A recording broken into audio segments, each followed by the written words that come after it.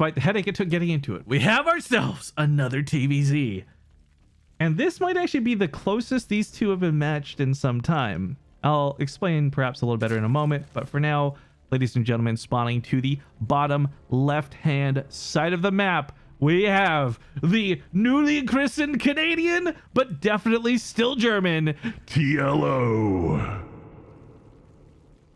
And his opponent to the upper right side of the map will be the blue Terran player, the one and only Polt. Now, quick shout out, I mentioned Maynard's stream moments ago, but Polt is also streaming his matches with his point of view. You can check that out, of course, over on the Team Liquid sidebar or on Twitch if you need to. But again, you got Parting, who's also streaming. You got Maynard covering his matches. All of these games have such sick coverage tonight. Blessed be we, the fans of Starcraft 2. But okay, my statement just a moment ago to bring this back. I'm not measuring this off of MMR. I'm just talking in terms of skill, right? Polt in his best, in his prime, TLO probably could take a game, but not a series, right? But Polt's not in his best and in his prime. And if you've been watching, he's actually been struggling against some particularly aggressive Zerg players. Granted, we've watched him firsthand defeat players like Bly and Namshar. Namshar last week ended up reversing it on Polt. So regrettably, it does feel like Polt is struggling a little bit in this matchup. He's still working on it, right? His goals are to get back to 6,500 MMR and be the best Terran he can be. He's also very aware that he's not as good as he was, but he's working so hard to get back there, which I am just so impressed with. But on the other hand, you got TLO consistently doing well, and I feel like, I don't know if it's just his family life has given him that positive vibe energy or what, but he's been doing a lot better. I'm loving the games we're seeing out of him. Regrettably, we don't have any big results for him yet, but 2020 is still fresh. And I think that, honest to God, this is probably the best in their careers. This is probably the best they've been matched against one another. Maybe I share that opinion, maybe I don't, but that's just my thoughts on it. Dinwa asks, is anyone else getting a bunch of commercial breaks? You shouldn't be. Try refreshing the stream, maybe. I swear to God, I'm not playing commercials, guys. I spent that entire time trying to get into the game. Just trying to get into this, because again, the admin originally wanted all the coverage to be on the semifinals, which is fine. I actually applaud that effort out of him. But in this rare instance, we chose to take a step back in the brackets. Now, Polt's been doing a couple of very unique things that I don't know if we'll see continue repeated. It does appear that in the last ESL Cup... Oh, God. TL caught him off guard. The Reaper's on the wrong side of the map. In the last ESL Cup, Polt did not continue his battlecruiser openers the way we had seen. What? What? Stop. He didn't continue his battlecruiser opener. So the very first week of this, quick story for Polt, right? With this ZVTs, this is really relevant. We saw him open with battlecruisers or a variation that was Banshee into battlecruiser, right? Or he would go halfway Banshee cancel it, make the battlecruiser for fear of an all-in. Point is, we saw very stoic builds out of Polt, and he did the same thing against every player pretty much no matter what. Then last week we saw him, and he didn't have those openers. He's kind of abandoned ship on the battlecruisers, which is fine. We talked about this with Future, and we'll talk about it more in this series, I'm sure. But one thing we did see consistently out of Polt from last week to this week is he's been going for the medevac boost upgrade, which I do want to see some more of. Now, I apologize for this in the earlier cast. I'm going to do it again just in case this is the VOD people watch. Sometimes when I cover the medevac upgrade, I don't go into full detail about it because the emphasis of the point for the medevac upgrade really is on the booster. But I will note that I've been doing a poor job of conveying the full details of the upgrade because similar to Zealot Charge, medevac booster does increase the passive movement speed of the medevac. Not by much, and it doesn't affect the boost speed, but the passive normal speed does get increased a little bit. And I bring this up because whether we see it in the series or not, it's a correction I should make since I've not been doing a great job of conveying it. And I've seen the feedback on YouTube and through comments on Twitch, and I'm trying to get better at it, guys, but sometimes my brain just wants to make the one point, like, get to it as fast as possible.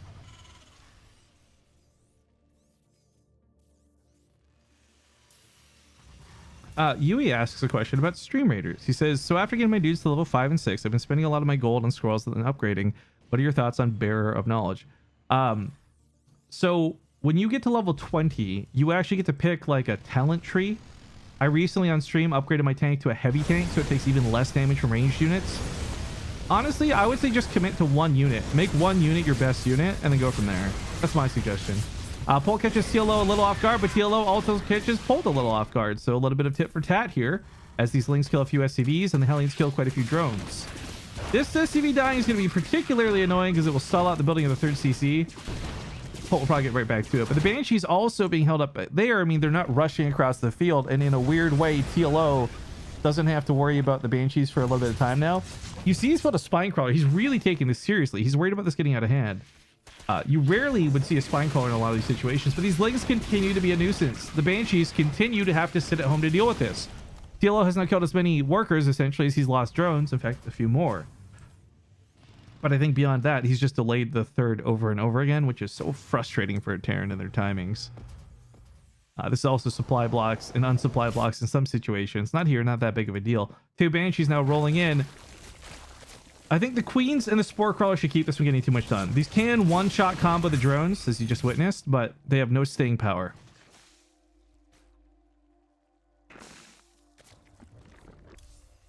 Engineering base for those upgrades. But this is... Okay, so going back to the medevac thing for a moment here. Because Polt doesn't open with the battle cruisers anymore, he doesn't have the fusion core ready to go for those upgrades as often. So I'm wondering if he's writing that out of his build. I hope he's not. I really think him boosting medevacs is such a stylistically cool thing to do.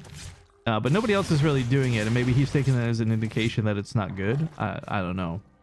TLO's going for Mutalisk this game. So this will, of course, ease the burden of dealing with these Banshees, which have been super annoying. Another Hellion run by catches some drones off guard. Regrettable, especially because there's a spine crawler right there. It's just out of position. So that's a bit of a bummer. I doubt we'll see TLO like walling off anytime soon. But for bio players, you don't make more Hellions the longer the game goes. So once he finally deals with these, he'll have dealt with them. Same to be said over here. The Overseer needs to come in. He's going to split the Banshees to try and reduce the kills on this, I guess. But mission accomplished. The Mutas have driven them off. Who's the announcer? Are you talking about me, the field reporter? My name is Rifkin, and welcome to my stream. Oh, Banshee's been pushed off again. Nice. The Muta's giving that chase. Obviously, you don't want to dive too deep. He's going to find a few openings here and there, maybe grab an SCV, but realistically, look at this. I love this. I didn't even catch this. Polt put missile turrets down to protect his production. Now, look, if TLO comes in with like 12 plus Mutalisks, that missile turret doesn't mean jack shit. But in this situation, it's such a small amount of them that the missile turret actually completely denies these flying in and picking off, say, combat shields, for example. Something that happens more frequently than you would expect.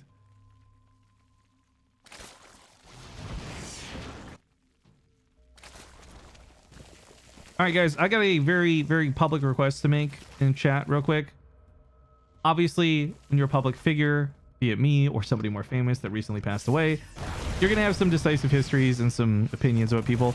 We're here for the Starcraft. We're not here to discuss drama and the events of people passing or not. So please, Slowly Falling's doing a great job moderating chat. Make her life a little bit easier. Chill the f out, dudes.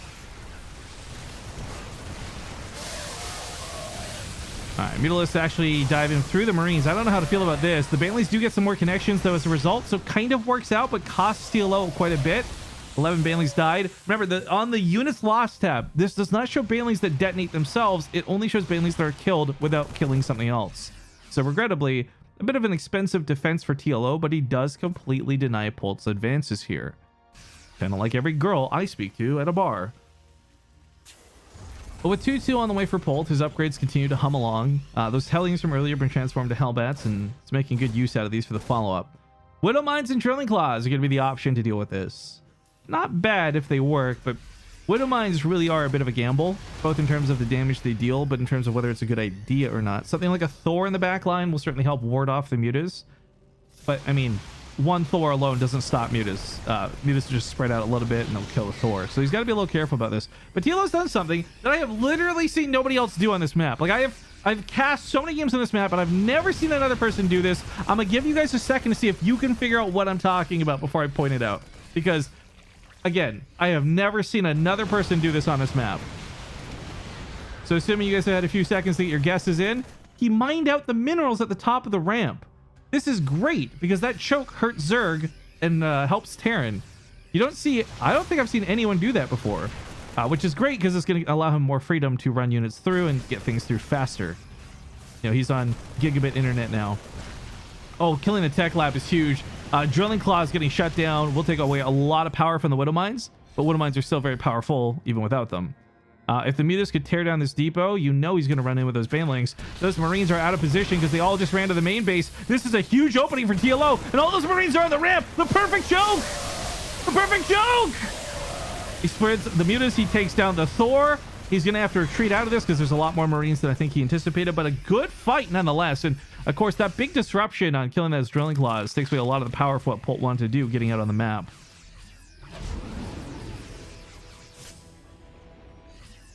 How long have we had an exclamation mark BB command, and how do I get rid of it? Why do we have that? Who made that? Get rid of it. I don't need to be... I don't even have to watch the clip. I know exactly what clip that is. Why is that a command? Oh, TLO, you hate to see it. Don't worry, we didn't see anything. Business as usual. Oh, huge catch on the medevac down here to the south. The Lings will, of course, deal with the Marines, so the Mutas have the freedom to chase down the medevac. Killing the medevac is huge in and of itself. Usually, if you can trade out for at least the Mutalisk, it's worth it, but not the case here. Also, everyone, make sure to admire TLO's APM as the fight begins. Because, honestly, it's just showboating. Oh, that Widowmine looks really weird. I think we just see the bottom half more than we usually do. The Banelings get good connects, but it's not enough. TLO's Mutas, of course, have bulked up here on the backside. He does have 17 of them. But until you're on the 25 plus number, there's no way to really run away with the game with just Mutas alone. As you can see here, he's being very cautious at mine sweeping as well. And those drilling claw upgrades are nearly done. The big thing about that is it's going to make the widow mines remain stealth, but the burrow and the instant burrow is basically turning widow mines from defensive units into offensive units.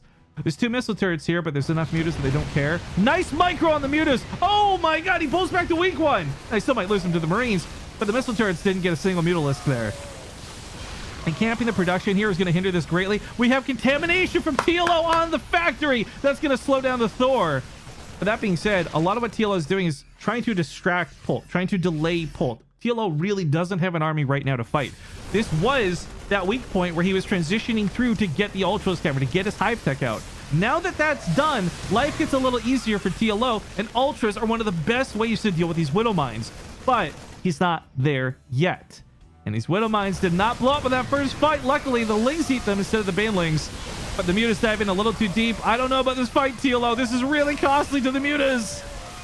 I mean, the Mutas, I guess, are becoming less and less important as the game goes on.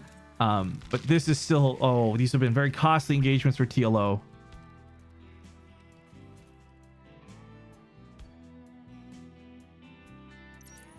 Worker count, by the way. Dead even in terms of workers killed. More Widow... Oh, the same Widow Mine's actually just redetonating. This 4-crawler is brought forward to detect it. Ultras Cavern's done. No Ultras on the way. This is bad for TLO. He's down half the supply. Chitinous Plating could turn this around because these Marines don't have proper support for Ultras. Everything here is meant to deal with Ling Baneling. Nothing here except for maybe the Thor could really fight those Ultras. I mean, hell, you need Widow Mines as well if you want. Or, I mean, you need more than just Widow Mines if you want to deal with the Ultras. Like a Widow Mine goes off on the Ultra, and the Ultra is actually just so physically large, it soaks up all the splash damage, and so it's unlikely he's gonna hit many more Lings or Banelings with those Widow Mines.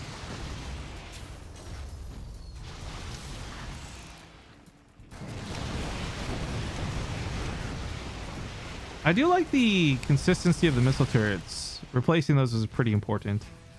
The Thor shot was a little surprising for TLO, but again, this is more of those distraction tactics, right? He wants Polt looking north and not pushing south while he gets Ultras out.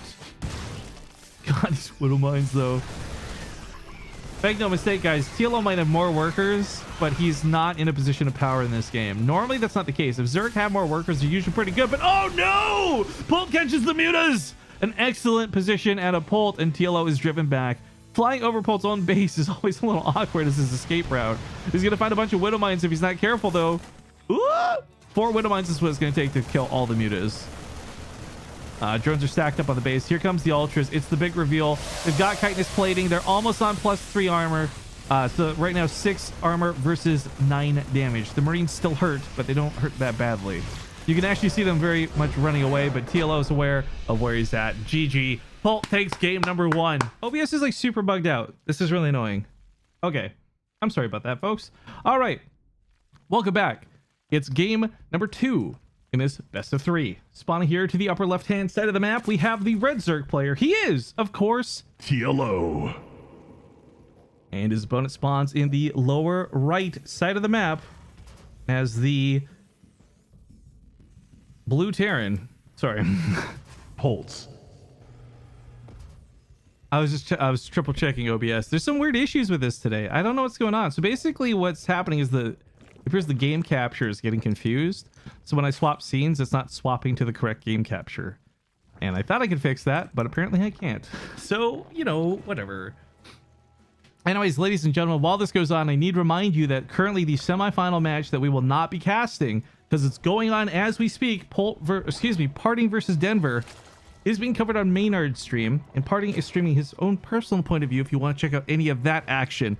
So basically what this means is we won't be covering that semifinals, but we will follow the winner of this to their semifinals, and we already know that Scarlet awaits the winner of this set. And I gotta be honest with you, I don't know what I'm more hyped for. On one hand, you have a mirror matchup, sure, but it's TLO who would be possibly fighting Scarlet. And on the other side, it's Polt versus Scarlet, a rematch where Polt has lost before. So it'd be interesting, that's for sure.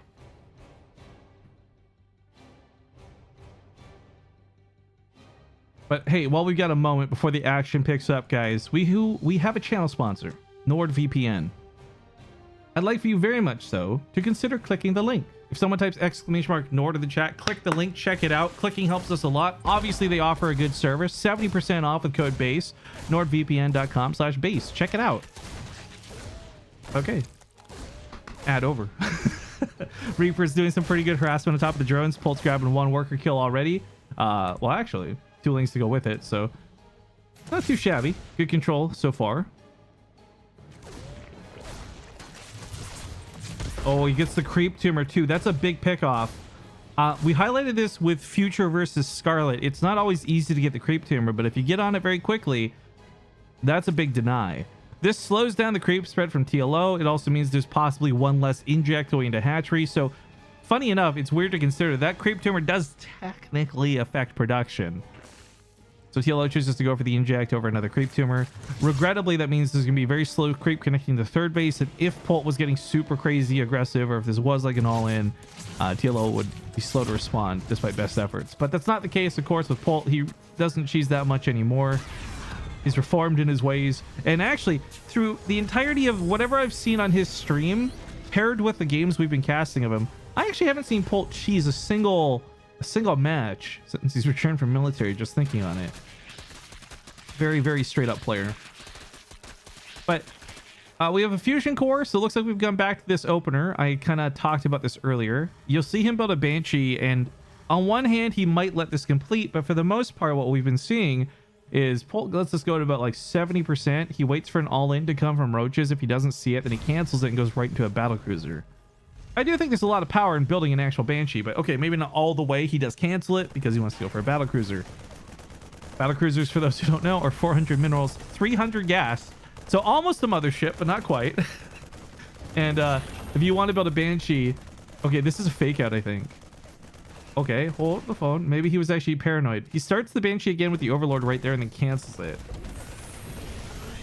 I'm a little confused now what the point of that was, but I think it had to do with scouting. This is the hell he's got over on the other side of the map to confirm the third base. Well, he already knew about third base. I guess it confirms the amount of drones on the map, maybe? Like, I'll be honest, I don't know what Polt saw that made him build the Banshee again versus cancel it. My assumption was he was building it to be safe, but then saw something and said he didn't need it, so he just goes straight to the battlecruiser. Either way, the amount of queens out right now will not be enough for TLO. However, with him rushing a layer the way he is, I'm imagining he pushes out a Spire and goes for Corruptors, as that's a beyond acceptable way to deal with battlecruisers. We also have an idle worker or 2 here at a TLO. TLO, wake up! There you go. It's the battlecruiser and bio. I like this opener for Polt because not only is it standard in terms of the battlecruiser usage, it does lead to his potentially cool medevac builds, which I've been enjoying seeing. They haven't worked on everybody, but I've really enjoyed seeing them on the players he's been playing against. And you know what? I don't really shout followers out very often, but I want to give a big thank you to Breeze3, Sidman, Phoenix there, Sun God, Tommy Twos, Jis 111, Farrakozin, Majisu, and Hana 53 for all being people who have just followed the channel recently. Thank you guys. I hope to see you for more casts. This battlecruiser teleports across the field as we had anticipated, but TLO's actually not gone down the route of corruptors as I thought maybe he would have. It was a fast Hydralist den. I can't say I've seen people rush out Hydras as a response to battlecruisers. But Hydras, of course, have a really strong early game. They have a really powerful late game with the Lurker transition now. And they're just the added anti-air that I think will be welcomed here to TLO's defense against the battlecruiser.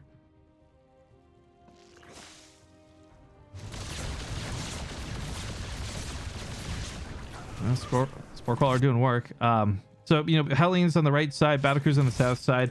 Total of 11 workers picked off so far. But, oh my god, what a mistake. Look, that's okay. So again, 400 minerals, 300 gas. Usually as a Terran player you can justify that cost on a unit because with teleport and its mobility it stays alive while it moves and shoots. Typically you get so much cost efficiency out of the battlecruiser, it's worth it. You can't afford to lose it this early.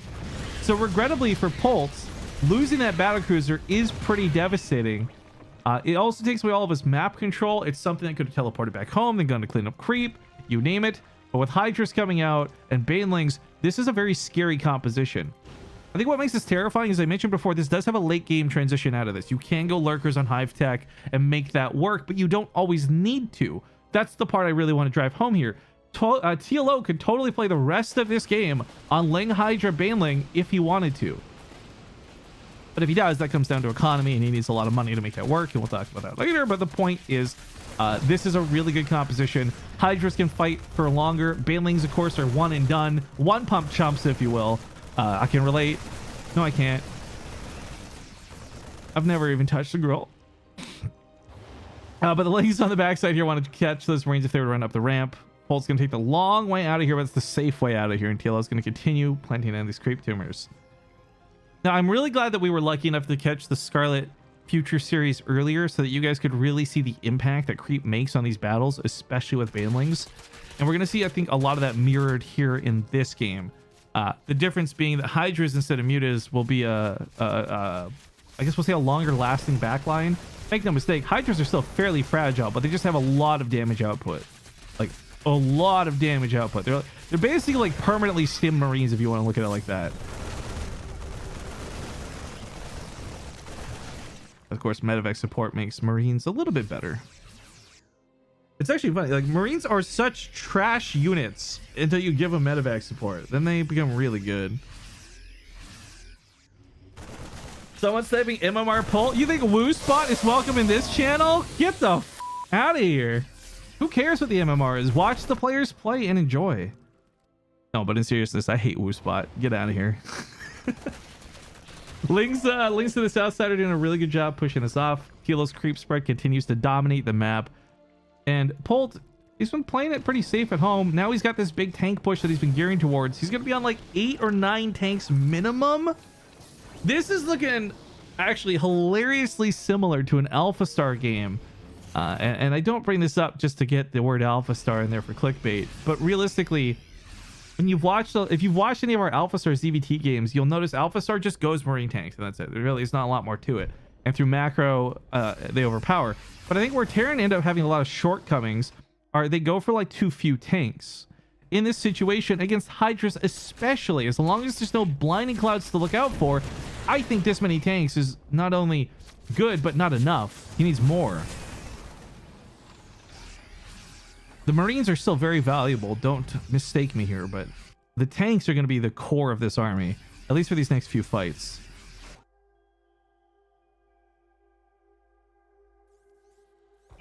Phoenix Rook, shut up. I hate that you know that. Alright, SCVs are pulled away from this. This certainly caught Polt off guard. He's running back home now to defend this, but for TLO, this was a risky engagement to take, but it's one that almost killed a command center. Meanwhile, he goes back to the top side to flank, so he loses the south side, and top side's looking pretty good. That's a planetary fortress, though, so it's not so easily broken, but it is left, I don't want to say defenseless, but there was an opportunity for the Banelings to run in for sure. Also, what is going on with the game? Am I still getting high FPS? I am getting... It feels like I'm not getting 60 FPS. I don't know if you guys are catching that or not. But, I mean, the numbers don't lie. So, hey, shout out to the new PC. Marines continue to advance. This is a little bit tough for TL. He's on a whole lot of supply to work with, but he's spread very thin right now across multiple locations. He's setting up for that flank. That is the mark of a really good player. Comes in from the backside, but is he going too soon is the question. Most of the links on the backside are taken up before the front line arrives. I think TLO mistimed this by a few seconds. And from a good fight to a slaughter, Polt takes the series 2-0.